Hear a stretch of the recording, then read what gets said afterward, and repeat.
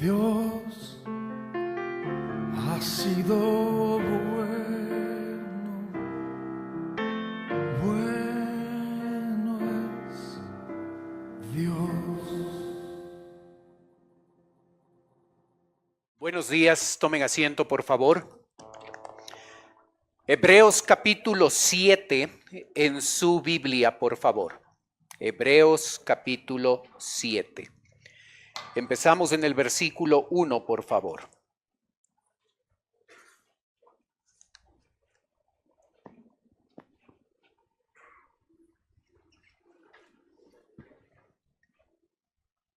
La Biblia dice: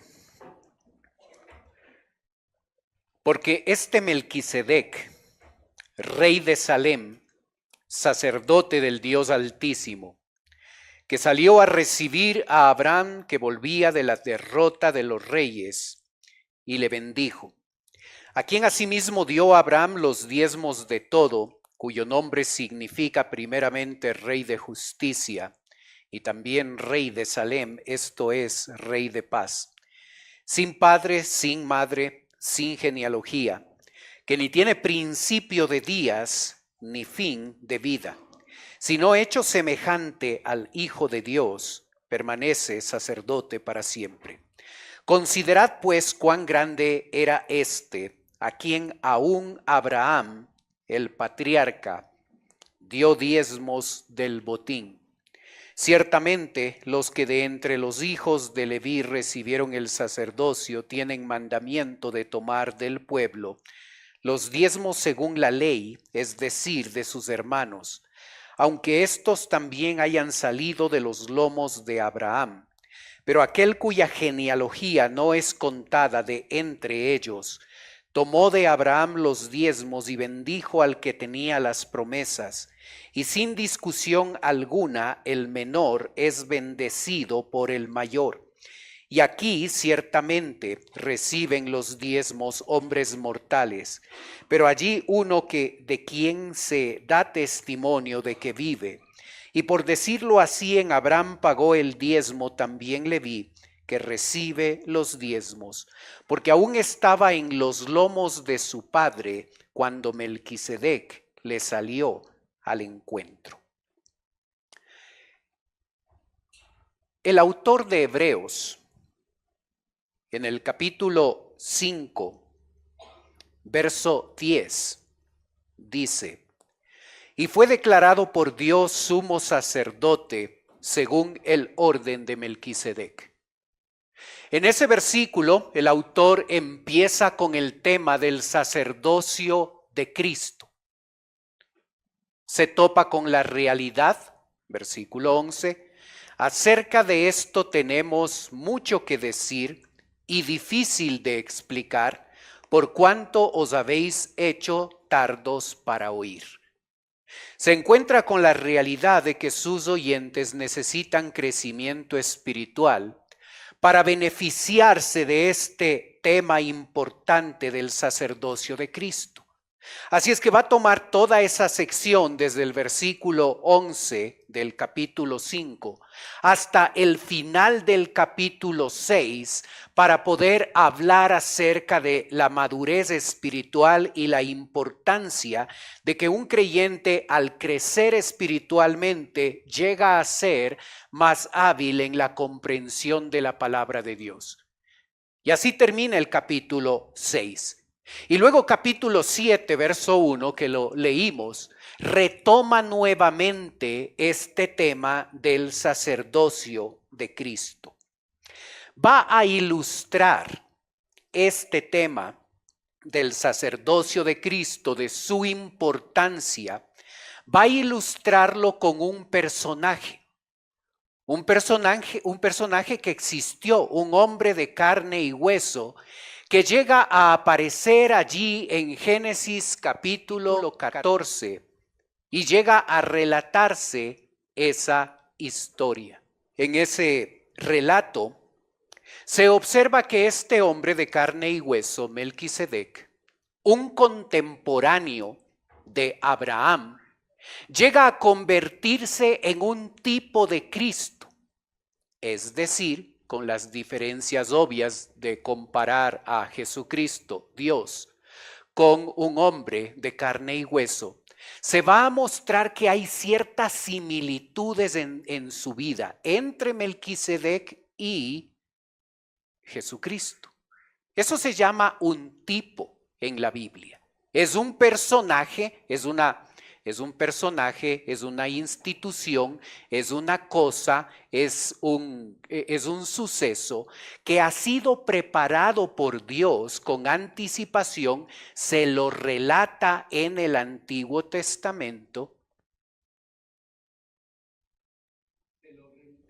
se lo relata en el Antiguo Testamento, y luego nosotros en el Nuevo Testamento observamos que este personaje, esta persona, esta cosa, esta institución ha sido preparada por Dios para observar una similitud entre esta persona y Jesucristo.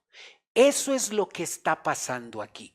Así es que cuando nosotros llegamos a entender la descripción de Melquisedec, lo que nosotros vamos a hacer es mejorar nuestra comprensión de Jesucristo. Por eso se le describe a Melquisedec. Si usted tiene que poner en una lista personajes importantes del Antiguo Testamento, ¿quién le viene a la mente? ¿Quiénes le vienen a la mente? Noé, Abraham, José, David, Salomón, Moisés, algunos de los personajes. Probablemente en su lista no va a estar Melquisedec. ¿Quién es ese? Si usted lee con cuidado, en Génesis 14 aparece este personaje. Brevemente se lo menciona. Vuelve a aparecer por segunda vez en el Salmo 110, versículo 4. Y solo esas dos veces aparece en el Antiguo Testamento. Luego, el escritor de Hebreos le va a mencionar 9 veces en su libro, mostrándonos que hay una conexión importante que nosotros no debemos dejar de pasar entre Melquisedec, este sacerdote, y Jesucristo. Entendiendo lo que el escritor está haciendo, observemos algunas cualidades de Melquisedec. Versículo 1, por favor. Porque este Melquisedec, rey de Salem, sacerdote del Dios Altísimo, que salió a recibir a Abraham, que volvía de la derrota de los reyes, y le bendijo. Como dije, Melquisedec aparece 11 veces en la Biblia, 2 en el Antiguo Testamento y el resto aparece en este libro. Es importante comprender que cuando nosotros hablamos de el sacerdocio, y lo vamos a ver con mucha frecuencia, el sacerdocio, los sacrificios, el templo, vamos a ver con mucha frecuencia esos temas en el Antiguo Testamento. El sacerdocio es un tema exclusivo de la tribu de Leví. De las 12 tribus de Israel, de la tribu de Leví, únicamente de esa tribu salían los levitas y salían los sacerdotes. Si una persona se atrevía a constituirse en levita o en sacerdote sin ser de la tribu de Leví, le mataban. No era algo menor. Los únicos que podían ser levitas y sacerdotes venían de la tribu de Leví. Dato importante, Melquisedec no es de la tribu de Leví. Jesucristo no es de la tribu de Leví, es de la tribu de Judá. Así es que vamos a observar esa diferencia. Es interesante observar que de toda la tribu de Leví, de todos los cientos de levitas y sacerdotes que se levantaron a lo largo de la historia, ninguno fue rey y sacerdote al mismo tiempo, excepto Melquisedec. ¿Observó ese detalle en el verso 1? Rey de Salem y sacerdote del Dios Altísimo. El primer hombre y la primera referencia en la Biblia a un hombre que poseía dos oficios, rey y sacerdote. Era rey y se requería obediencia a ese rey, y era sacerdote, es decir, era representante de los hombres ante Dios. ¿Quién es así? ¿Quién tiene los dos oficios? ¿A quién se le llama también rey y sacerdote? Y nosotros podemos observar una referencia ahí en Isaías 9 cuando nos dice un niño nos es nacido, y en el Salmo 110 la referencia a que Jesucristo, el sumo sacerdote, es rey y es sacerdote para siempre. Observa la similitud entre Melquisedec y Jesús. Se describe a Melquisedec y al mismo tiempo se está describiendo a Jesucristo. Jesucristo es rey, Jesucristo es sacerdote. Jesucristo espera que las cosas más importantes en tu vida no sean las decisiones que tú tomas. Se espera que las decisiones más importantes que tú tomas son aquellas decisiones que el rey determina que es su voluntad. Si nosotros le reconocemos como rey, él debe ser obedecido, él debe ser seguido. Su voluntad debe primar sobre la nuestra. Y si le reconocemos como sacerdote, hay un solo mediador entre los hombres y Dios, una sola manera, un solo mecanismo, un solo camino para ser salvos, y es a través de nuestro sumo sacerdote Jesucristo. Este hombre, este Dios, Jesucristo, requiere de nosotros obediencia porque es rey. Requiere de nosotros que le veamos como la única opción de salvación, porque así lo es. Verso 2. A quien asimismo dio Abraham los diezmos de todo, cuyo nombre significa primeramente Rey de Justicia y también Rey de Salem, esto es, Rey de Paz. En la diapositiva puedes observar que Melquisedec es una palabra compuesta.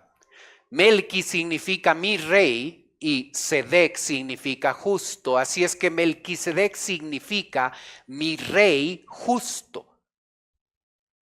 Pero Melquisedec también es rey de Salem, esto es, rey de paz. En la persona de Melquisedec se conjuga dos cualidades en un orden importante. Él es justo y él es justicia y paz. Son las dos cualidades que están presentes en él. Isaías 9:6. Un niño nos ha nacido, y las dos características que se mencionan de Jesús: justicia y paz. ¿Observas la similitud entre los dos personajes?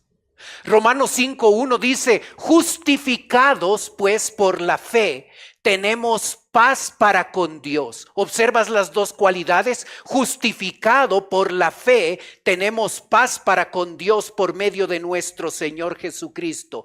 Tú y yo que hemos recibido a Cristo, hemos sido justificados por el único que es justo, y por esa y a consecuencia de ser justificados, ahora nosotros podemos estar en paz con Dios y podemos estar en paz con el prójimo.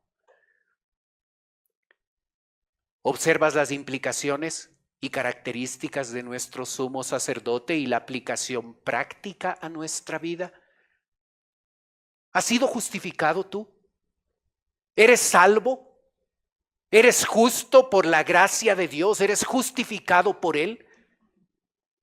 Si eso es una realidad en tu vida, ahora tú tienes paz con Dios, porque antes de eso éramos enemigos de Dios. Y Él hizo la paz con nosotros.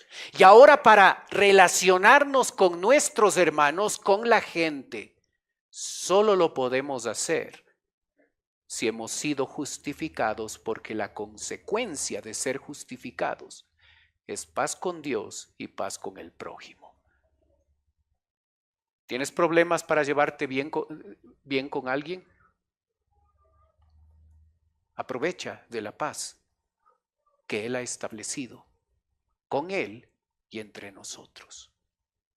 El nombre Melquisedec es significativo. Verso 2 enfatiza el hecho de que Abraham le da los diezmos de todo. A quien asimismo, verso 2, a quien asimismo dio Abraham los diezmos de todo. No puede haber dudas de la grandeza de Abraham. Las tres religiones más importantes del planeta reclaman de Abraham como su líder, como un personaje importante. Los maometanos, los judíos y los cristianos tienen tal reverencia por este personaje porque fue un hombre importante en la historia. El libro de Santiago lo llama amigo de Dios. Y es interesante cómo este hombre grande, este hombre importante, Abraham, le da los diezmos de todo a Melquisedec, un tipo de Cristo. Te sugiero leer la historia de Génesis 14. Y allí vas a encontrar cómo 5 reyes salen a la guerra en contra de 4 reyes. Dentro de esos 4 reyes estaban los reyes de Sodoma y de Gomorra, donde Lot, el sobrino de Abraham, vivía. Este grupo de reyes entra en conflicto y los 5 reyes tienen la victoria sobre estos 4 reyes. Así es que estos 5 reyes se llevan el botín de guerra que consistía en los bienes materiales que estos 4 tenían. Entre esos se llevan los bienes materiales, se llevan a los hombres, se llevan a las mujeres, se llevan a los niños como botín de guerra, y a uno que le llevan prisionero era a Lot, el sobrino de Abraham. En Génesis 14 se nos enseña el hecho de que Abraham se entera que su sobrino ha caído preso por estos 5 reyes. Así es que toma a 318 criados y sale para combatir contra estos 5 reyes y poder poner en libertad a su sobrino Lot. Cuando él lo hace, vence a estos 5 reyes y toma todo el botín de guerra, todos los recursos económicos, las ovejas, los animales, los hombres, las mujeres y los niños. Toma todo ese botín de guerra y empieza a regresar a Jerusalén. Mientras están caminando para Jerusalén, Melquisedec le sale al encuentro y Melquisedec le ofrece pan y vino a Abraham. Abraham, viendo a este personaje y entendiendo la importancia de Melquisedec, toma todo el botín de guerra y selecciona lo mejor de ese botín de guerra y se lo da a Melquisedec. Melquisedec era contemporáneo a Abraham. Y con ese acto de dar los diezmos, y no solo los diezmos, sino lo mejor que poseía Abraham, este patriarca, reconoce que había uno más grande que él, Melquisedec. ¿A quién le damos nosotros nuestros diezmos? ¿A quién le damos lo mejor de nuestra vida? a Dios. Observa las similitudes. Abraham le da lo mejor que él tenía a Melquisedec, un tipo de Cristo. Y es lo que nosotros necesitamos hacer, darle lo mejor a él. El verso 3 continúa describiendo a Melquisedec y se dice de él: sin padre, sin madre, sin genealogía, es decir, sin antepasados, que ni tiene principio de días ni fin de vida. Es una forma de decir que es eterno. Sino semejante al Hijo de Dios, permanece sacerdote para siempre. ¿Observas cómo se describe a Melquisedec? Sin padre, sin madre, sin genealogía, que no tiene principio de días y no tiene fin. Melquisedec es un hombre de carne y hueso. Se le describe de esta forma porque no se está pensando nada más en él, se está apuntando a alguien más, y aquí se lo dice: hecho semejante al Hijo de Dios. El Hijo de Dios es eterno y nosotros podemos confiar en su eternidad para tener una seguridad de eterna salvación.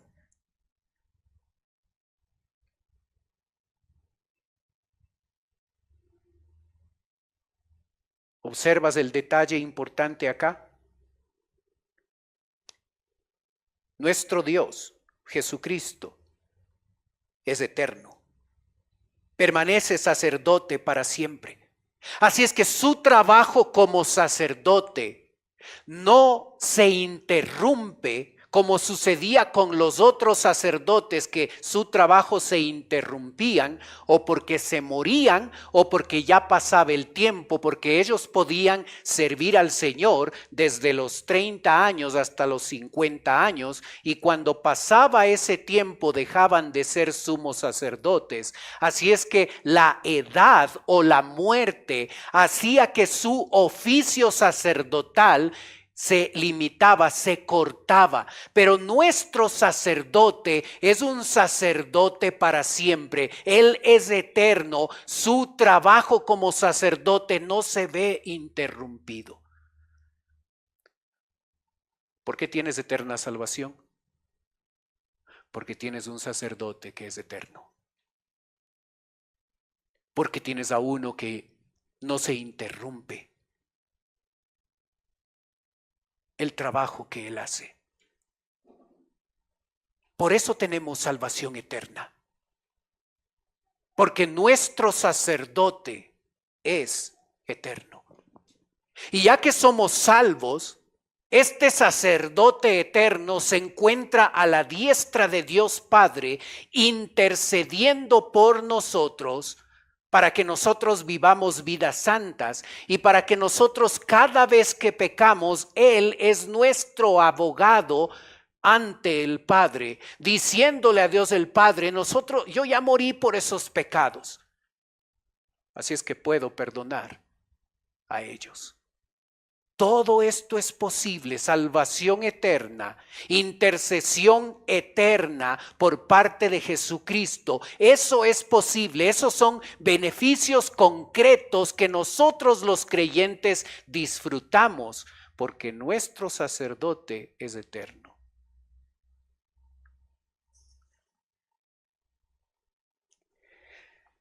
El autor de Hebreos no solo describe a Melquisedec y a través de él a Jesús, sino que quiere mostrar que Melquisedec es grande. Verso 4. Considerad, pues cuán grande era Melquisedec, a quien aún Abraham, el patriarca, dio diezmos del botín. Considerad, Es un mandamiento. Lo que el escritor les está diciendo, ustedes necesitan por un momento meditar en la grandeza de este personaje. Ustedes necesitan reflexionar en la grandeza de Melquisedec. Es muy buena idea, hermano, que nosotros nos tomemos el tiempo para meditar, que no demos por sentado, que meditemos en la grandeza de nuestro Dios. Observa esa parte del versículo 4. A quien aún Abraham el patriarca dio diezmos del botín. Ahora observa cómo esta parte del versículo 4 se escribe en una Biblia griega. Así. ¿Observas que la palabra diezmo, que en nuestra versión en español está ubicada aquí, como en el texto griego fue transportada al principio de la oración? Esto se lo hace para poner énfasis. Ese es el objetivo, por eso se lo hace. Si nosotros lo leemos así, perdemos un poco el sentido, no tiene un mejor sentido. Nuestra traducción al español es muy buena, pero perdemos este detalle puntual. Se quiere mostrar el concepto de los diezmos y se va a mostrar el concepto de la bendición como dos elementos importantes de los cuales se hace referencia en estos versículos para enfatizar la grandeza de Melquisedec sobre Abraham y sobre toda la tribu de Leví, sobre todos los sacerdotes que han existido. Ese es el objetivo. Considerad cuán grande era a quien aún Abraham, el patriarca, el padre de la nación de Israel, aquel que va a ser un personaje importante, aún él, al dar los diezmos y lo mejor de los diezmos, estaba reconociendo que Melquisedec es más grande que Abraham. ¿Has reconocido tú que Jesucristo, nuestro sumo sacerdote, es el más grande?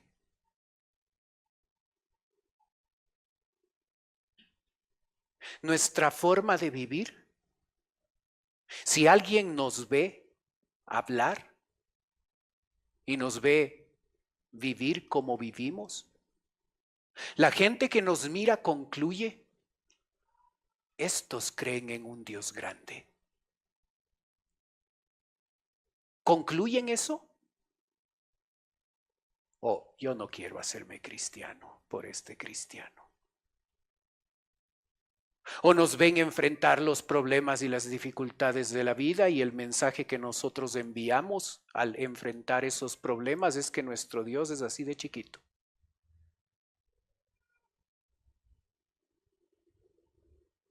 ¿Se nota que tu Dios es un Dios grande? Verso 5.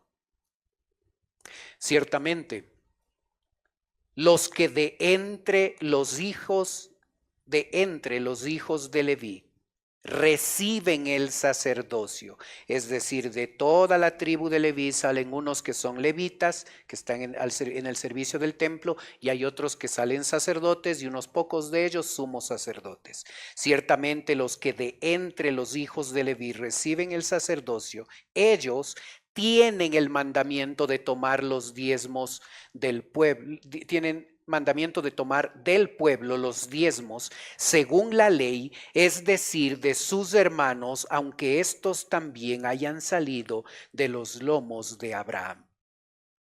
¿Por qué se le da a la tribu de Leví los diezmos? De las 12 tribus de Leví, 11 de las 12 tribus Recibieron la herencia de Dios y Dios les dio una tierra, una parte de la tierra, de la tierra prometida, fue dada a cada una de las tribus de Israel, y a través de darles esa tierra en herencia, ellos pueden sembrarla, pueden cultivarla y pueden sostenerse económicamente a través de esa herencia que Dios les dio. A Leví, a la tribu de Leví, no se le dio una tierra, se le dio los diezmos de todas las otras tribus. Así es que las otras tribus diezman de lo que reciben de la producción de sus tierras, dan sus diezmos para sostener económicamente a la tribu de Leví, para que estos, los levitas y los sacerdotes, se enfoquen en su trabajo en el templo y en el servicio al Señor, y puedan tener los recursos para vivir. ¿Observas el concepto? Verso 6. Pero aquel cuya genealogía, es decir, la de Melquisedec, no es contada entre ellos, su genealogía no es de la tribu de Leví, tomó de Abraham los diezmos y bendijo al que tenía las promesas, y sin discusión alguna el menor es bendecido por el mayor. ¿Quién es el que bendice? El más grande. El más grande bendice a los más pequeños. El papá bendice a los padres. El más grande, Melquisedec, le bendijo al más pequeño, Abraham, aunque Abraham tenía las promesas, las grandes promesas que de él iba a venir salvación a través de Jesucristo. El más grande, Melquisedec, bendijo al más pequeño, Abraham. Dios, el más grande, bendice nuestra vida. A él le damos todo. Le damos los diezmos de lo que tenemos, de lo que somos, de nuestros dones, de nuestros talentos, de lo mejor debemos darle a Él. Y Él, el más grande, nos bendice a nosotros, los más pequeños. Verso 8. Y aquí ciertamente reciben los diezmos hombres mortales, pero allí uno de quien se da testimonio de que vive. Y por decirlo así, en Abraham pagó el diezmo también Leví, que recibe los diezmos, porque aún estaba en los lomos de su padre cuando Melquisedec le salió al encuentro. Ubícate en esto. Melquisedec existía. Era contemporáneo a Abraham. Vivieron en la misma época. Génesis 14 nos dice eso. En el momento en el que Abraham le entrega los diezmos a Melquisedec, todavía faltaban unos años para que Isaac naciera. Y todavía faltaban muchos años para que la tribu de Leví naciera de Abraham. Así es que cuando el texto dice, porque aún estaba en los lomos de su padre cuando Melquisedec le salió al encuentro, en el momento en el que Abraham le da los diezmos a Melquisedec, Isaac no existía, pero en ese acto de darle los diezmos, Isaac está reconociendo que Melquisedec es más grande y la tribu de Leví, que va a nacer cientos de años después de Abraham, está reconociendo que Melquisedec es más importante que todos ellos. Melquisedec es más importante que Abraham y que todos sus descendientes. Melquisedec es más importante que Abraham, que Isaac, que toda la tribu de Leví, que todos los levitas, que todos los sacerdotes y que todos los sumos sacerdotes a lo largo de cientos de años de historia del Antiguo Testamento van a aparecer. Melquisedec es más importante que todos ellos. Él es el más grande. Y cuando estamos hablando de Melquisedec, no debemos perder de vista que el autor está describiendo a Jesucristo, nuestro sumo sacerdote. Tú y yo necesitamos reconocer que Jesucristo es el más grande. Tú y yo necesitamos vivir de acuerdo a ese concepto, que no sea un concepto, algo que lo tenemos en la mente y algo que podemos transmitirlo a través de nuestras palabras, que nuestro estilo de vida muestre que Él es el más grande. Cuando enfrentamos cosas difíciles y cosas complicadas, yo tengo a alguien que es más grande que mis grandes problemas. Cuando enfrentamos cosas difíciles, problemas que a veces parecen que estamos atascados, esos grandes problemas, no importa, yo tengo a alguien que es más grande, es mi Dios, es el sacerdote para siempre, es el que es eterno, es el que nunca va a dejar de interceder por mí. ¿Se nota en tu vida que el Dios que tienes, que el Dios en el que crees, es el más grande? O en la práctica, tu Dios es así de chiquito, que no te puede ayudar, que no te puede cambiar, que no puede transformar tu vida. ¿Cuán grande es tu Dios?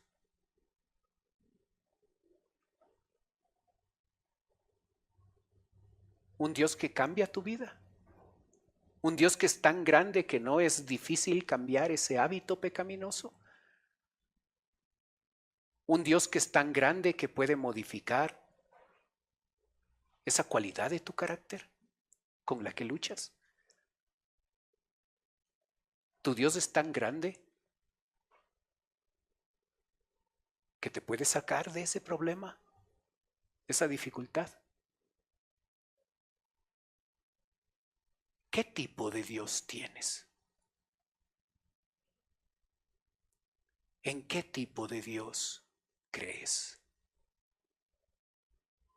¿Quién es tu Dios? Jesucristo es el más grande. Y como sumo sacerdote, su trabajo es eterno y es transformador. Considerad, siéntate con frecuencia y dedica unos minutos al día a meditar en la grandeza de tu Dios. Y con ese concepto en mente, enfrenta tu vida y tu día a día. Oremos.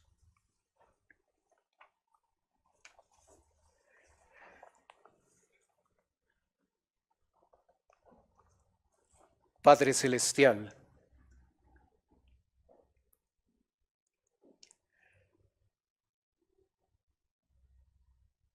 gracias te damos, Señor, por la clase de sumo sacerdote que nosotros poseemos. Gracias porque es nuestro Rey. Ayúdanos a ser obedientes a Él. Gracias porque es nuestro Rey de paz. Ayúdanos a disfrutar de esa paz que sobrepasa todo entendimiento. Gracias porque es eterno. Podemos confiar en una salvación eterna, en una vida eterna, en una intercesión eterna, porque Él es eterno. Gracias porque Jesús es el más grande. Ayúdanos a enfrentar los problemas de esta vida con esa perspectiva. El más grande nos está respaldando.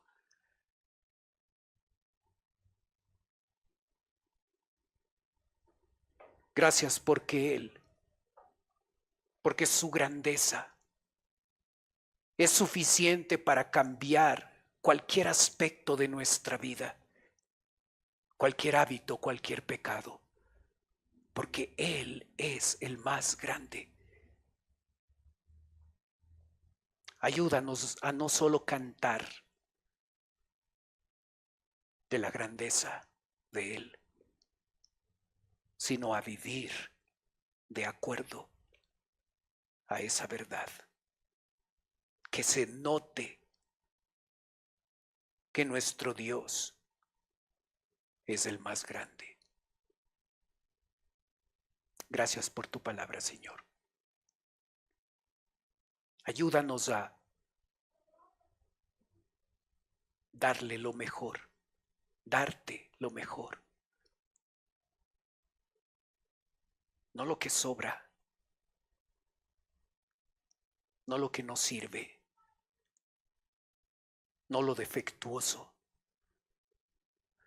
no lo último, las primicias, lo mejor que tenemos, lo mejor que somos, lo mejor de nuestros dones, lo mejor de nuestro tiempo, lo mejor de los talentos, lo mejor.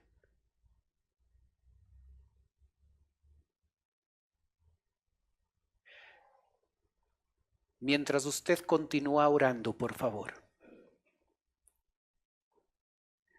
Puede ser que esta mañana nos está visitando alguien por primera vez. Gracias por alzar su mano, gracias por identificarse. Si hay alguien más por primera vez con nosotros y quiere permitirnos, gracias, veo sus manos, orar por ustedes, gracias por identificarse.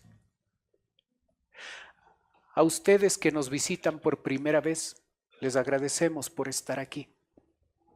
Queremos ofrecerles, queremos pedirles, totalmente voluntario, por favor.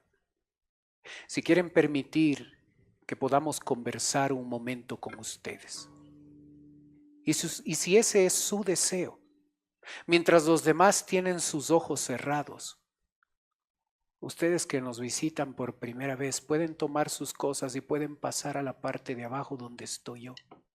Si ustedes lo hacen, alguien de nuestra iglesia se va a acercar, les va a llevar a un lugar privado y en ese lugar van a conversar. Si quieren pasar, gracias por ser los primeros, gracias por su disposición. Vengan con toda confianza.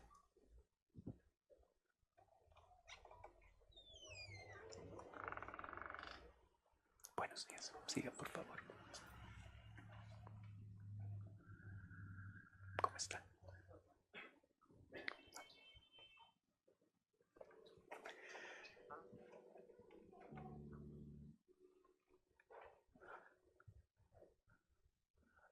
Padre Celestial, te damos gracias por las personas que nos visitan.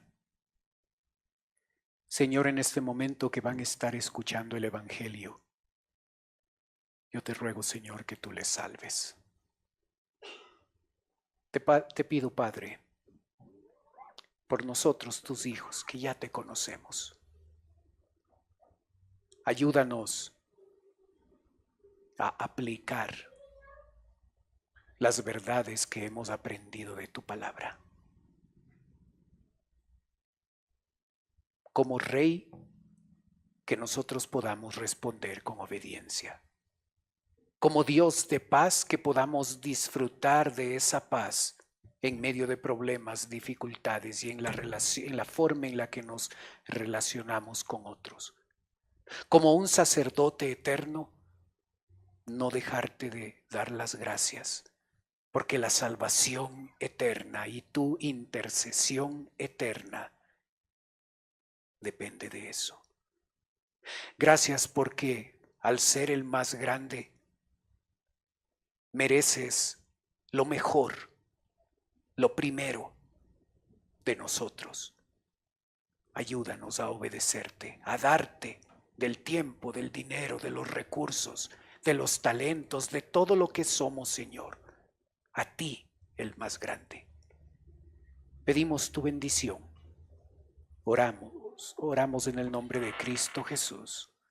Amén. Dios ha sido